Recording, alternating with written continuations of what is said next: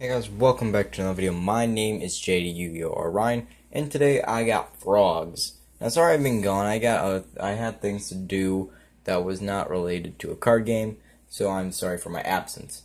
But I'm back here in this 100-degree home doing a video for you guys. Now, remember to like and subscribe. It is your guys' choice if you want to. If you don't, go ahead. It's okay. I got my froggy friends. Now let's just begin this deck profile. But I will tell you this though, right before I do it, I did go to a box tournament at my locals last Saturday, so almost a week ago, and I got second place. Sadly, I didn't get the box. I was gonna hold off for the new one, Dark Saviors, and do an opening for you guys, but I didn't get to it, sadly, and I opened some Flood and got nothing. Sorry guys, I tried. So let's just get into this video. So anyway, we got Triple Swap Frog. He is your best monster because he basically is a one-card toad if you have another water monster in your hand. Because the effect is that you can discard a water monster, special summon him, then when he's summoned, you can Foolish Burial any frog monster such as Frog or Rodent Totem. Preferably Rodent Totem so you can banish the water monster you sent to the graveyard, because that's most likely a frog because you're playing no other water monsters. His other effect is you can bounce him back to your hand for an additional normal summon on a frog monster. Except for himself, so remember that, I didn't. So, triple swap a frog. So you get over here. Yeah. Triple dupe frog. His name is always treated as Death Frog. Yeah, it's always treated as Death Frog.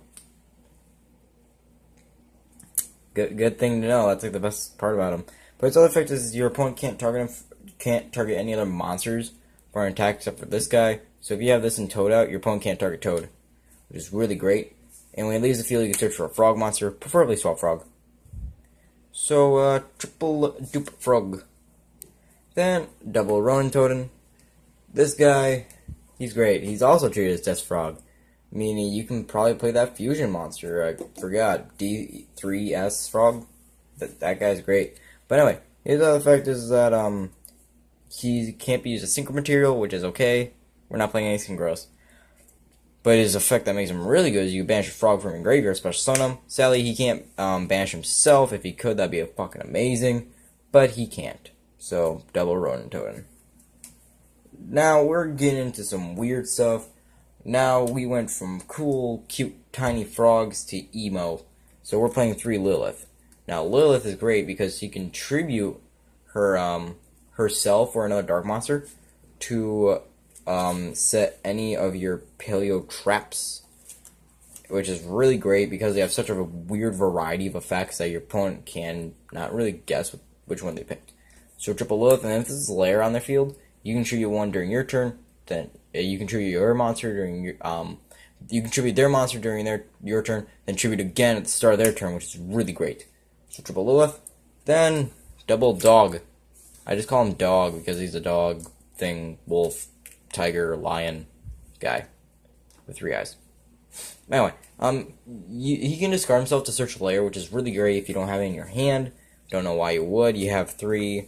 I guess you technically now have 5. But the effect you really care about is his tribute to draw effect, which could which can help you get to your missing water monster for your Swap Frog, or your missing traps you need for your extra control. So double Arena. Next is your other dark monster being Double Eaters of Million. This guy is really good because your deck has no real strong monsters, so you use this guy's substitute for that, and you are okay with removing the cards from your extra deck because most of them are Cherries targets. But yeah, that free banishing is really nice, so Double Eater. Next, we're playing your hand traps, we're playing Double Droll, and Double Ghost Ogre. Droll because Sky Strikers are going to be a thing, and Ghost Ogre because Ghost Ogre. So, you gotta play hand traps, otherwise this deck's not really very controlly. Next, we got to our spells. We got Lair of Darkness. This thing's a weird case. It's a nut case, because it turns everything on the field to dark, so you can't really use your, Star Boys. You can't use these guys, sadly, because they require water. So when Cybernetic Horizon comes in, I can honestly just take out, one of the Cherries targets for, Witchling Apprentice, or Witchling's Apprentice, or whatever it's called. But for Lair, And I think, honestly, if later becomes a thing, people will cite in that link. But anyway, also you have to summon a token each turn, which is a mandatory effect, so your opponent can ogre it during the end phase, even though you didn't tribute a thing. But also, you can tribute your opponent's cards for your effects, which is why I was talking about Lilith and Arima. So a lot of good disruptions. Pile of Desires, you're playing a lot of 2-ofs and 3-ofs, so you're fine. You're playing like 3 1-ofs, so you're fine. And we know what Pile of Desires is good. Monster Reborn, Soul Charge, we know why these two are good. Like, they're good. Next we get to your traps. We got Paleozoic Canada. This thing's basically a Book of Moon. Paleozoic Steroids. He's basically a Mystical Space Typhoon. Then we got Paleozoic Dinosaur. He basically is a random Paleozoic because the other ones were bad. They're all either stat changers, or that one Marilia, who's a Foolish Spirit for your traps, Pykea to draw, or Lucerus to target when you banish and put it back in your deck. Those three aren't good, so we choose Dinosaur. Next we got, well shit. Next we got Double D-Barrier. Honestly, switch these out for Solemn Strikes, but back when Magicians were a thing, this was the best card. Just put it in the deck, and Lilith can search it, so it's really good. Honestly, put this in the side deck. Double Breakthrough Skill. This card is interesting. It can break through boards by itself because it can negate their crazy effects.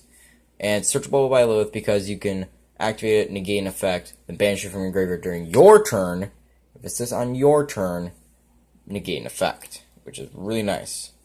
So, double anti-spell Sky Strikers are going to be a thing, so get ready with some anti-spells. I will main deck 3 if I have to.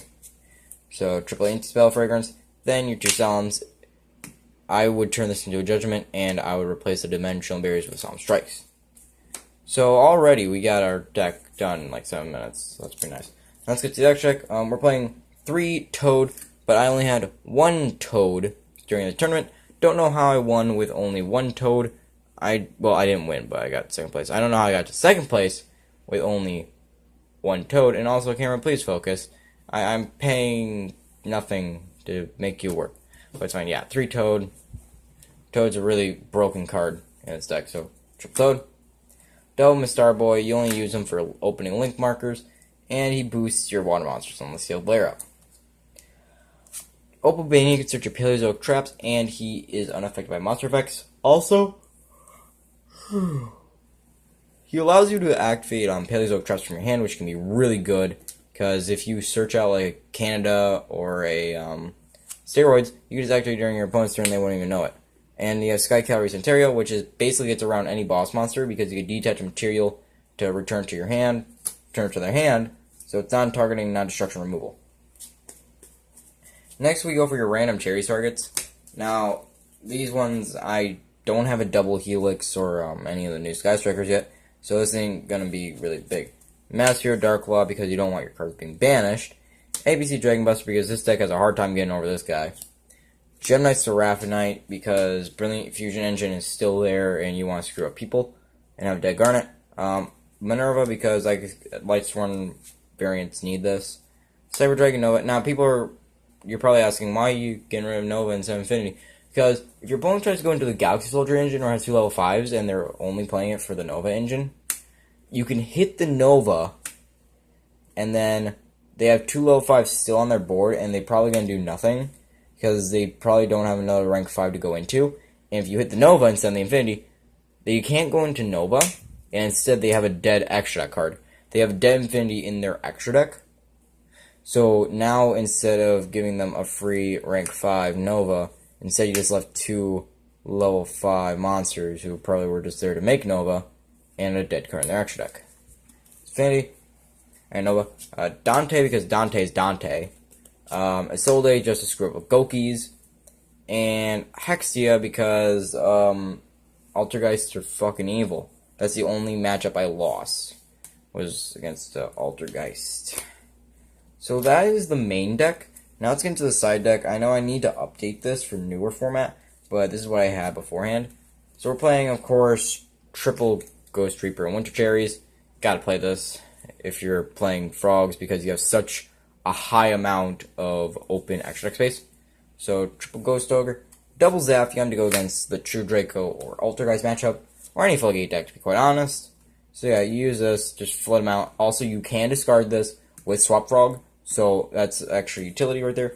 Something I was testing out, Iron Dragon Tamatananon. He basically is a quick effect during your opponent's turn, so you can summon him during your opponent's turn. If there are 3 more cards in the column, you can just summon it, blow up everything in that column, and neither player can use them. So he's just a free, like, blow-up field. Then double Chaos Hunter. They'll go against decks that banish, for example, ABC, Spiral, Goki. Just those decks that banish, just stop it. Triple Called by the Grave. This helps you get to your Pod Desires, your Liliths, and all that without being Ashed or Ogred. So you're pretty fine. And then your Raigeki, because it's Raigeki. And Red Reboot, just stop those trap decks now. I will say this, though. I would trade these out for Red Reboot right now. Because, yeah, I would trade these out for Red Reboot. And, I mean, while you're tap. Because Altergeist, if you Red Reboot them and you don't give her their spell and traps, you just made them go like, yay, thank you. You are my savior. But you just helped them win. But if you have Wiretap, they're like, oh, wow, thanks, man. Thanks a lot. So yeah, that is the side deck. I know this thing's going to change really quickly. I need to get some of the Strike Striker cards, so this deck can be a lot better. But then again, what deck can play with Sky Striker cards and not be better? Oh man, it just sounds like Zodiac format again. Like, talking about how, oh, I can just put Zodiacs in anything and it'll be a lot better. Oh, those are the days. Those are the fun days. But yeah, I hope you guys did enjoy this deck profile. I had a lot of fun playing this deck and building this deck. Remember to like and subscribe. It is your guys' choice. If you don't want to, go ahead. I don't care. But I had a lot of fun. And go in the links. I have a Facebook page and a Twitter right now in the works. So if you want to help that, go ahead. Now, I'm going to be done showing myself off and going to play with some frogs. Now, I need to go get a frog from PetSmart and call him David. See you guys later. Bye-bye.